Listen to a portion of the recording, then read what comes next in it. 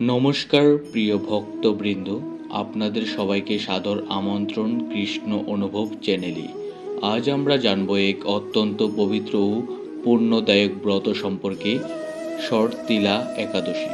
এই একাদশী এমন এক ব্রত যা দারিদ্র দূর করে, পাপ নাশ করে এবং ভগবান শ্রীহরির অশেষ কৃপা লাভ করায়।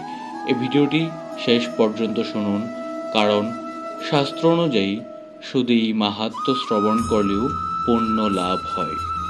প্রিয় ভক্তবৃন্দ, একাদশী শুধু একটি উপবাসের দিন নয়, এটি আত্মশুদ্ধির এক মহাপথ। কলিযুগে মানুষ অজান্তেই পাপ করে ফেলে। মিথ্যা, লোভ, ক্রোধ, হিংসা এবং অহংকার। এই পাপের বোঝা মানুষকে ধীরে ধীরে দুঃখ ও অশান্তির দিকে নিয়ে যায়। এই কারণেই ভগবান একাদশী ব্রত প্রদান করেছেন, যাতে মানুষ সহজ পথে পাপ মুক্ত হতে পারে। শর্তিলা একাদশী কি?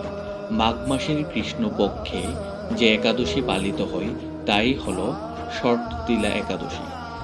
এই একাদশীর বিশেষত্ব হলো তিল। এই দিনে তিল দ্বারা 6 প্রকার পুণ্য কর্ম করা হয়। এই 6 কর্মের জন্যই এর নাম শর্তিলা।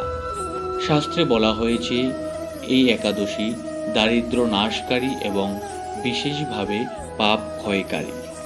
শর্তিলা একাদশীর কাহিনী। একদা এক ব্রাহ্মণী দীর্ঘকাল কঠোর তপস্যা করতেন। তিনি বহু বছর উপবাস করতেন, কিন্তু কখনো দান করতেন না। মৃত্যুর পর তিনি স্বর্গে পৌঁছালেও খাদ্য ও জল পায়নি। তিনি ভগবান শ্রীহরির কাছে প্রার্থনা করলেন,